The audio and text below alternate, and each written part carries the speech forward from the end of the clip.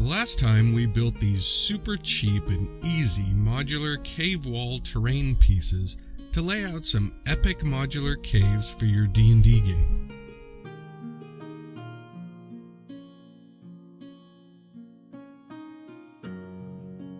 This time we're going to use the same technique to make these stalactite and stalagmite pieces to add depth to your caves, and they're just as cheap to make and almost as easy.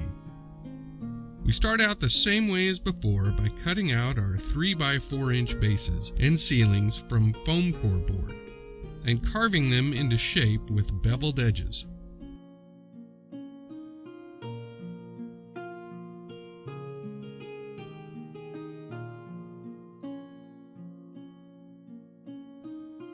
But this time, instead of packing foam between the base and ceiling, we are using toothpicks or skewers and aluminum foil to form our stalactites, stalagmites, and columns.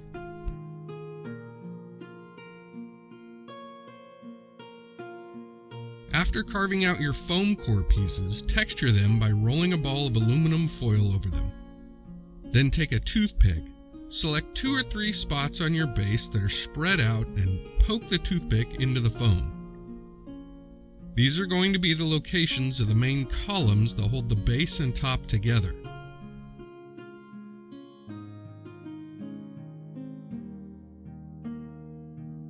Use one of the original pieces to reference for the height of the piece, although again, this doesn't have to be exact.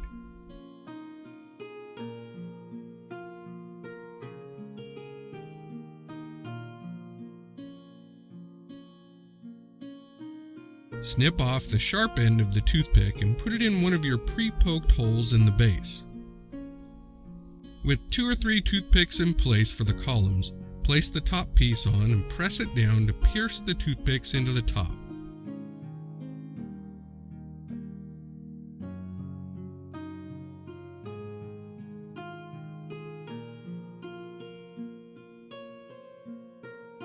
This is the core frame of your piece.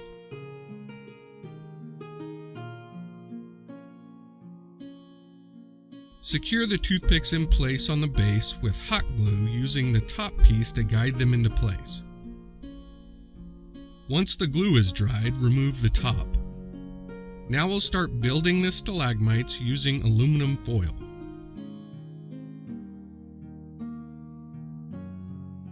Crumple up a small piece of aluminum foil and shape it into a small mound.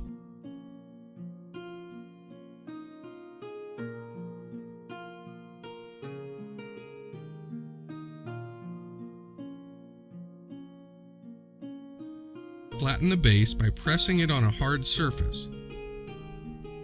Also, be sure to leave a fairly wide base on your stalagmites to help blend it into the floor.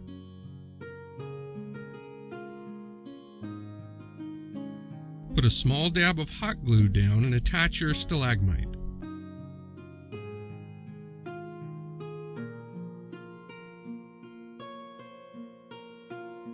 Be sure to leave enough room for any toothpicks for the base of the columns later on.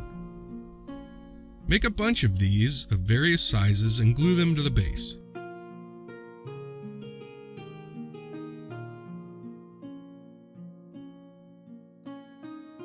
You can even make ones with multiple mounds to save time.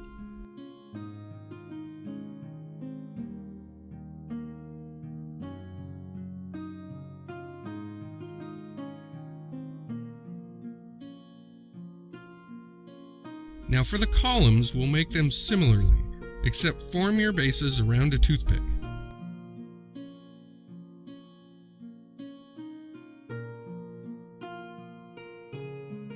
Make the base of the column about half the length of a toothpick.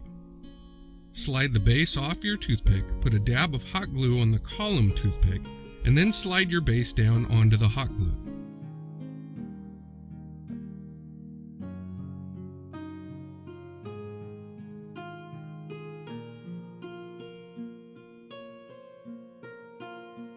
Make the remaining column bases the same way.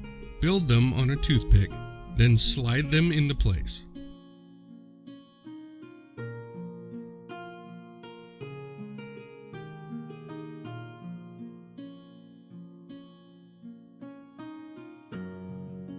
With that, the core of the base is complete.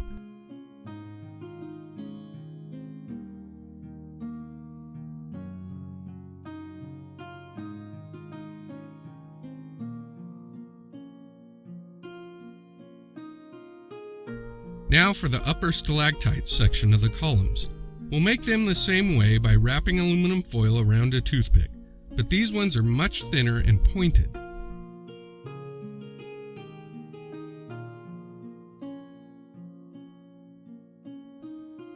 Once again, slide them off your template toothpick and slide them onto the column toothpicks. And don't glue these in place just yet. Just place them on. We'll put the top piece on and make sure everything is a good fit before gluing anything in place permanently.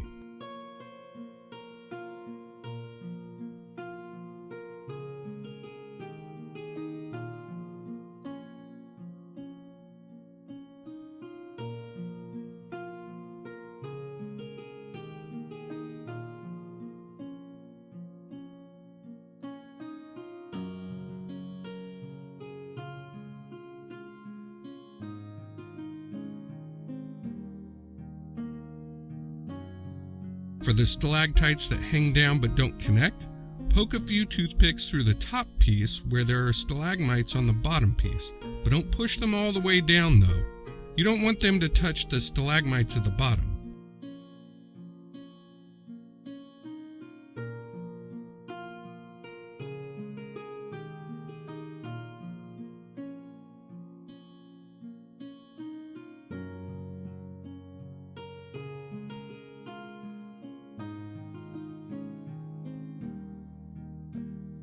Once you have a few, snip off the extra toothpick from the top, then glue them in place with a dab of hot glue.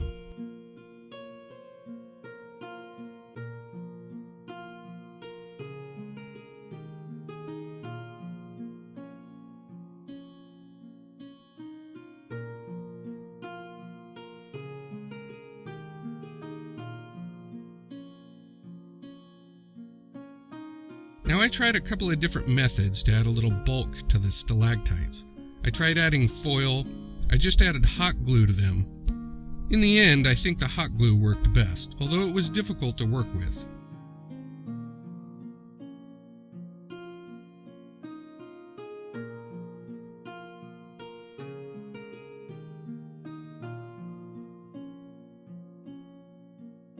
What did work well, though, was cutting down some very thin pieces of skewer I had stripped off of a larger skewer and gluing them on with white glue. These are almost splinter-like, very thin, and I found skewers worked best as they kept their rigidity even when stripped down so thinly.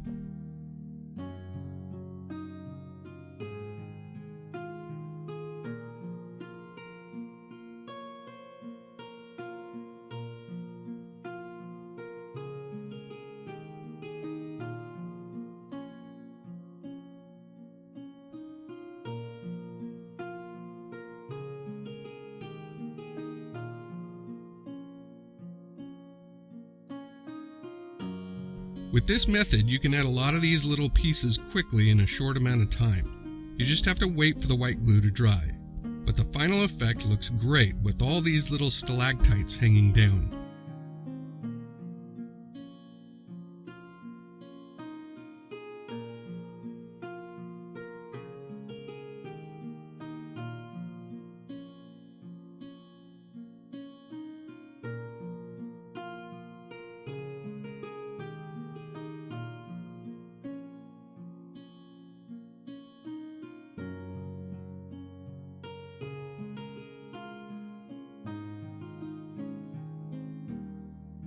It really adds a realistic look, especially when you pair a top with a base.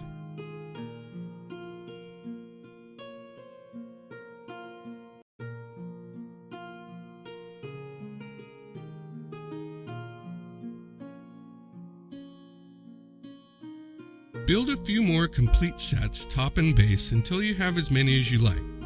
I made 4 to go with my other cave pieces.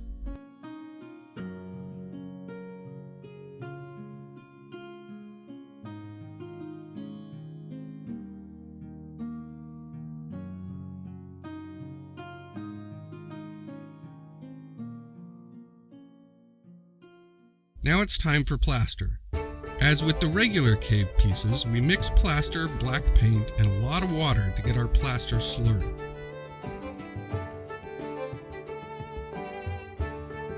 And in this case, we can go even a little bit thinner.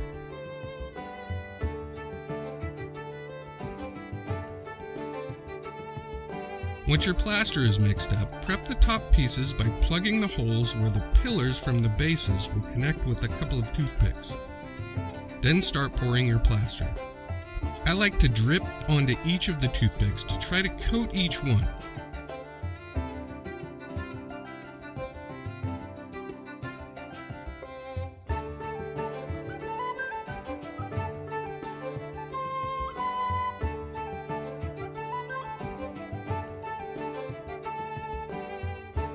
Then shake off the excess plaster.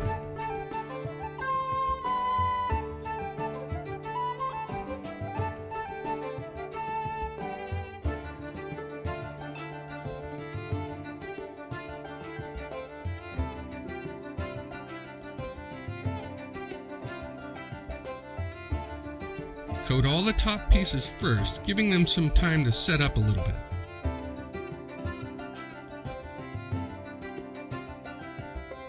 Then do the bottom pieces, again, trying to pour onto each of the stalagmites, letting the plaster flow down them. Of course, in most cases, the plaster will need some help, so spread it around any spots that didn't get covered. This is a pretty quick process, if not a very messy one.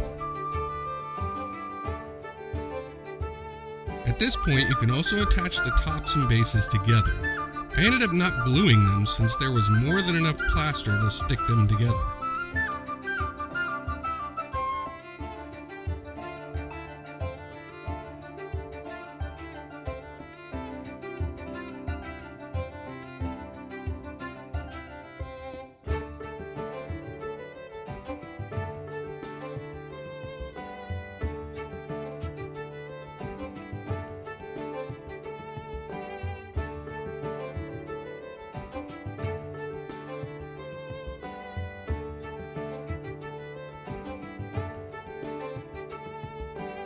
Finish off the plaster by coating the top sides the same as the other cave pieces and texturing them as the plaster sets.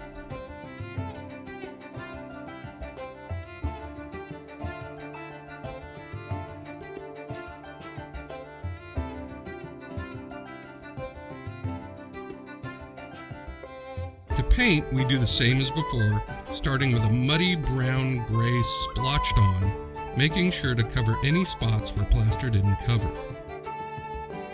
Then a heavy dry brush or wet brush of beige, or light gray if you don't want so much color.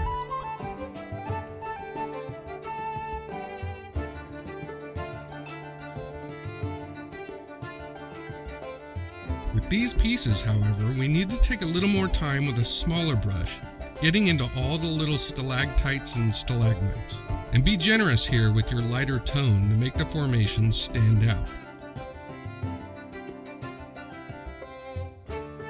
As with the previous pieces, do a very light brush of your off-white.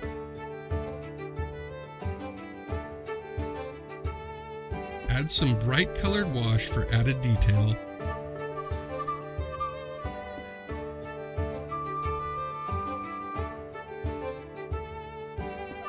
Tie everything together with a coat of black wash.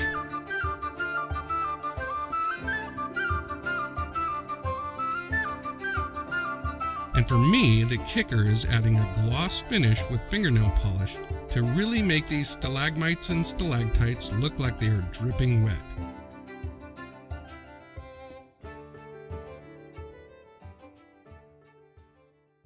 And that's it.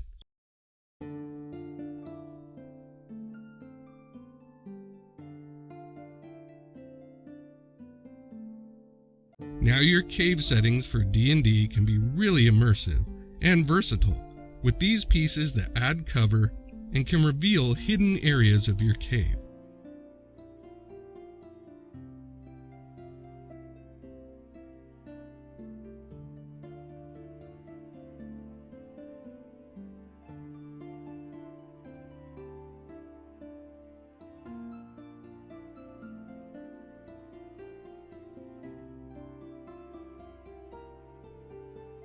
hope you enjoyed this video.